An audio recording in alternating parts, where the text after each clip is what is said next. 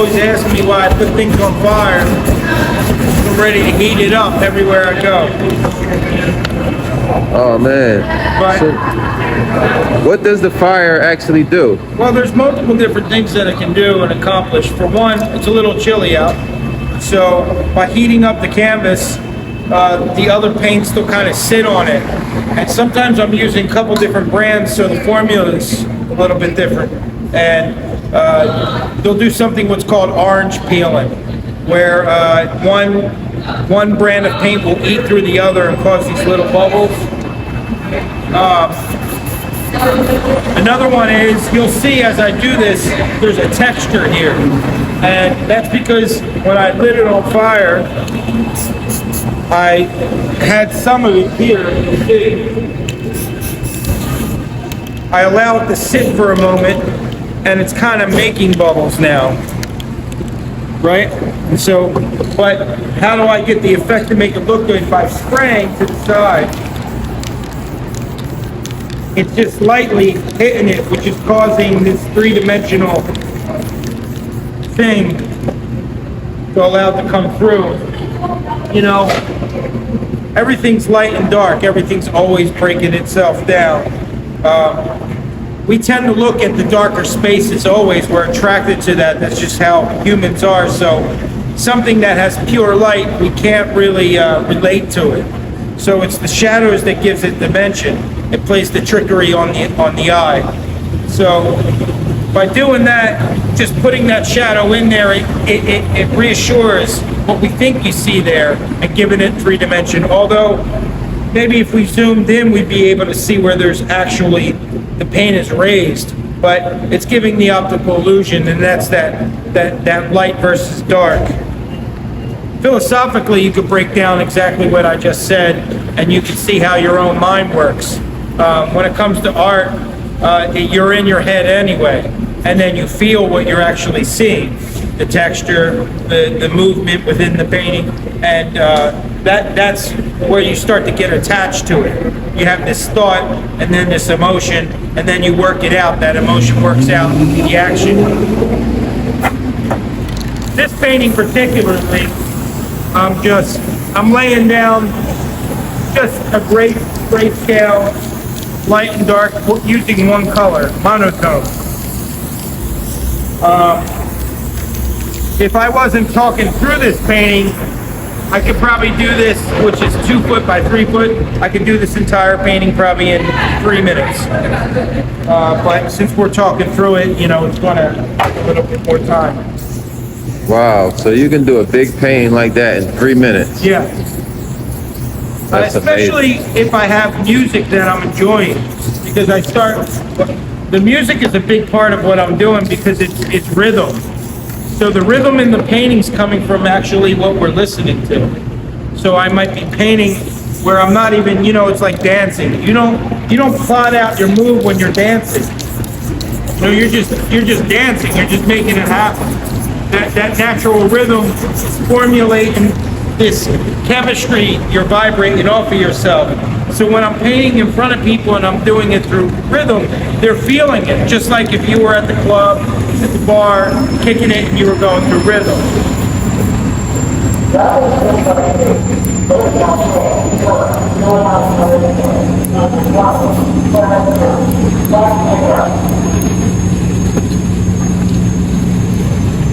Give that action that ta-da. Now you see that. Keep it a little bit. All right. Now our eyes are circles. You see everything in a circle. So putting a circle in the center of the painting, you're already attracted to it. It's a focal point right dead at the center, and it's perfect. So our minds are attached to what we're seeing, and we're already in it. But we gotta break it out. So this particular, because I'm dealing with a painting, that is a nature painting. That's what we're kind of pulling off. It doesn't have to be exact. It's not like we're working with an object, like if I was painting a motorcycle or something, it would have to be proportioned correctly and all that. But because it's a nature painting, it can work in, the proportions don't have to be directly perfect. Especially if it's something in the distance, like this particular thing here. I'm painting it all black because it's easier on my eye to understand it. That negative force, it's kind of, I'm already filling in a light just by smearing it a little bit. And then we're going to take like a snowy mountain, kind of like Bob Ross, if you remember the Happy Little Tree guy, used to do a little snowy mountain coming from one edge and then just kind of spreading it out. And same thing here. And what made me want to actually do this, I mean, I do this full time. For one, being an artist on the street like this, there's benefits and there's, not so benefits. One benefit is I'm in control of how much money I would like to make. If I continue to paint, I have more material, people will pick it up. If you keep it low enough, price-wise, people will support it, and that's not for every artist because I'm working with quick work. I can adjust that. Another pro of what I'm doing is I'm basically on vacation. The best places for me to paint are places where there's tourists. People are on vacation, so I'm around happy people all the time because where people are, they're on vacation. So they're already happy. So I'm already in a place that's vibing that. Now, Philly is known not to be so happy, but this is where I was born. So I always go back to the roots. If there's nothing going on, come to the streets of Philly. I always get love. I always get support. That's just how Philly is. They might grill you to your face, but they give you love if you got skill.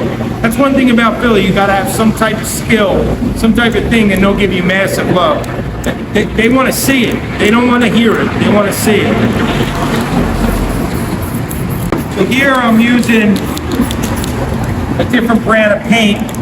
It's really cheap paint. This stuff is junk. But I use it for that non-lit, non-aggressive. It's like a translucent color. It's really light, so I'm using it kind of like a mist.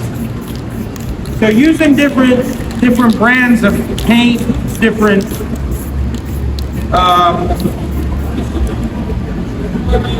caps that you can put on the top will give you different effects. Although in this particular sense, I'm not using any custom caps. I'm just using the caps that come with it. You can use any kind of straight edge to give you a straight line. Now what I'm doing here is I'm drawing your eye. I'm making you pay attention to a certain point, making it go up, drawing these lines. Your eye, when you see the painting, it makes you want to draw up and look up.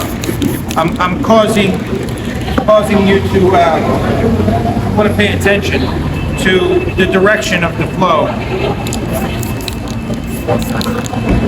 Art is a massive tool about how the mind works. They used to teach everybody to learn about art.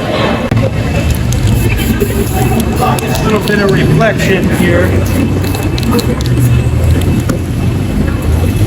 So far we got something good. It's not only that I'm doing a painting, but there is like a mystical, spiritual feeling that's coming from this. Everybody's connected to a moon and a mountain. We have this inherent thing that attracts us and gives us a natural feeling. And from painting so long, I know that because I pay attention to the people. I see how they talk, the vibration of their voice. the expression on their face when they're looking at the painting. And over years, because I don't even think about what I'm doing anymore. My great interest is why the viewer, the person watching me painting, what's going on with them? What makes them enjoy what I'm doing? Also, how is the inspiration of what I'm doing make them think onto a higher level? I know I'm going a little deep, but I'm an artist. This is what you're going to get from me. If you want somebody to teach you breakdance, and you're going to get that type of vibe. From an artist, I mean, at least the ones that I know, most of them, they're pretty deep individuals. Some of them could be philosophers. Not saying all their philosophy nor mine is correct. It's just the way my mind works. I have to see in between things in order to see the beauty and the disaster within the movement of the can or the brush or whatever I'm using. We're not done. This is just the basic. Like I said, I'm moving slow right now because I'm talking to y'all, explaining the process. People ask me where was my favorite place to go. I mean, I've done this in a couple different countries, but in the U.S., New Orleans always feels like a second home. A lot of artists there, a lot of great vibe, great music. And I painted on Bourbon Street down there for a long time. And if you're into art or into something a little bit different, New Orleans is a cool town to go check out. There's not many towns like that left. I have a feeling Philly was like that at one point, but Philly's got its own thing going on right now. So, All right. So how do you know, whenever you bring out a canvas, how do you know where you want to go with it? I don't. I'm having a relationship with the canvas. The best relationships are the relationships that are in flow. Not really plotting it out, planning it. Usually when you do, look, if you plan something out, you're probably going to fail. And that's okay because you can get back on the horse and ride it and learn from your mistake. But with me,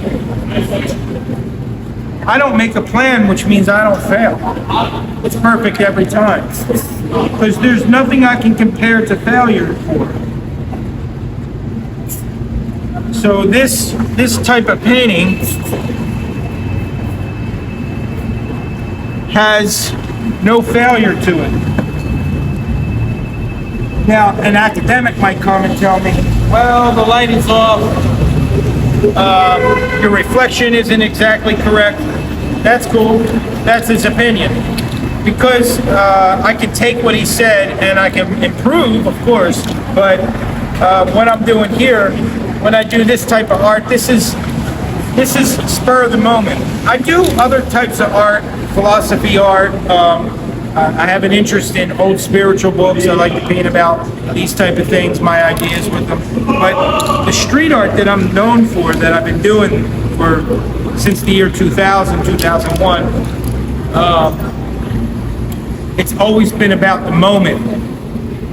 And it's interesting, actually, because Philly has one of the greatest museums in all of the United States, if not the world. The main museum there.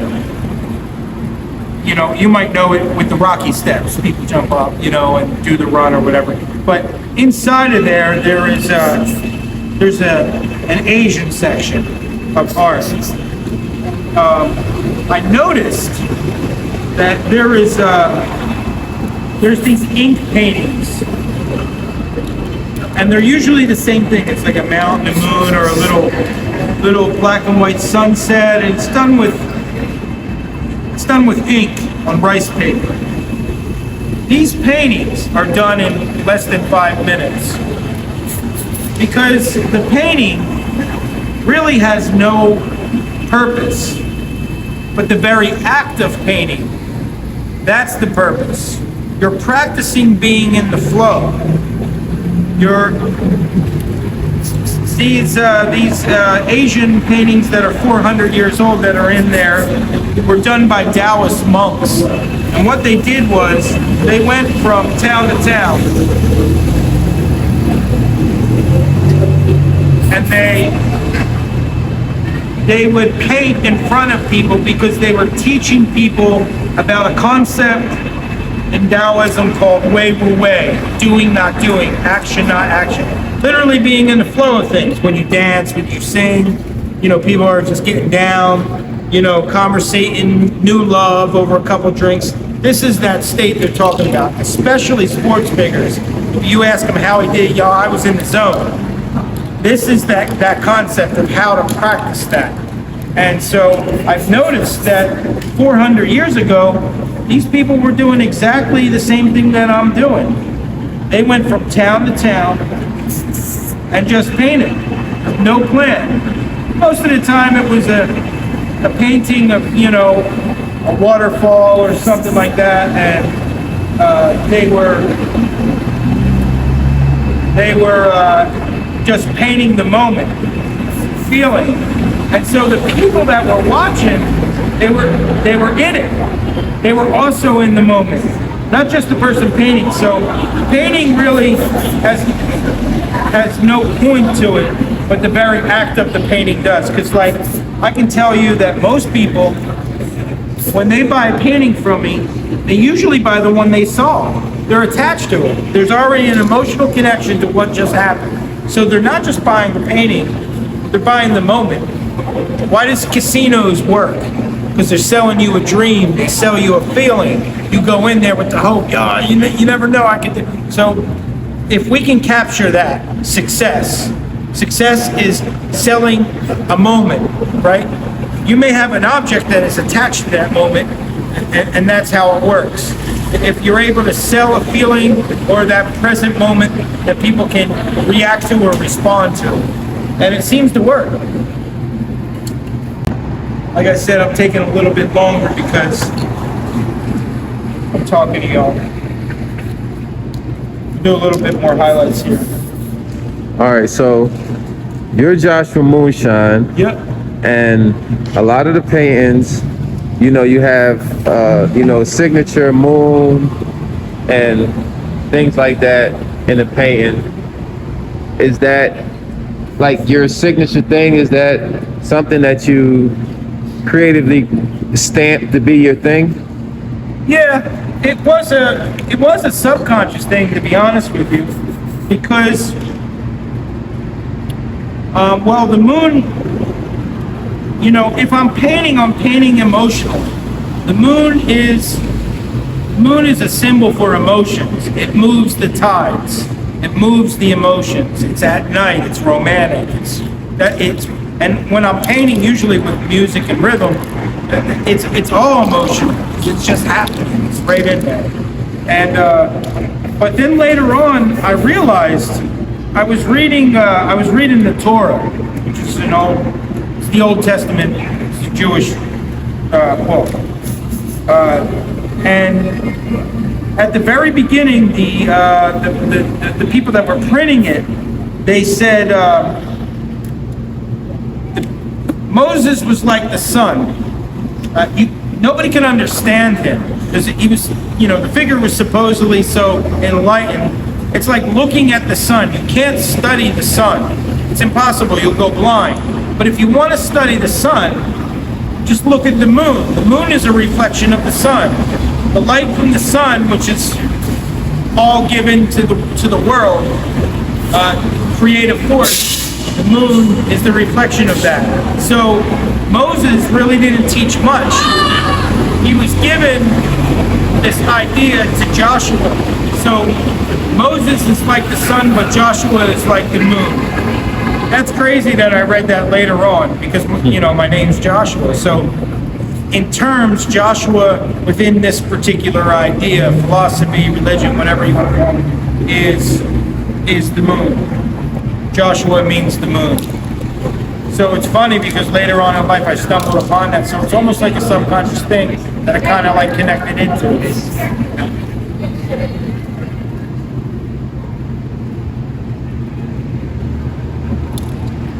Told you it is what it is.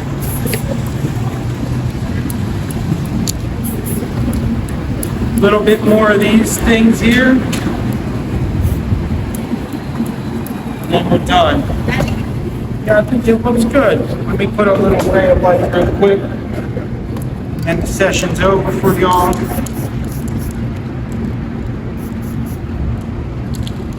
Really appreciate y'all watching this painting. Let me kind of spit my little game at you. And if any of y'all ever see me out on the strip, on the street, putting it down, give me a hello. You ain't gotta buy nothing. Just stop by and check out the vibe, see if you like it. In the end, there is one thing. They say, the light you may perceive to be on the outside, but the light always comes from within.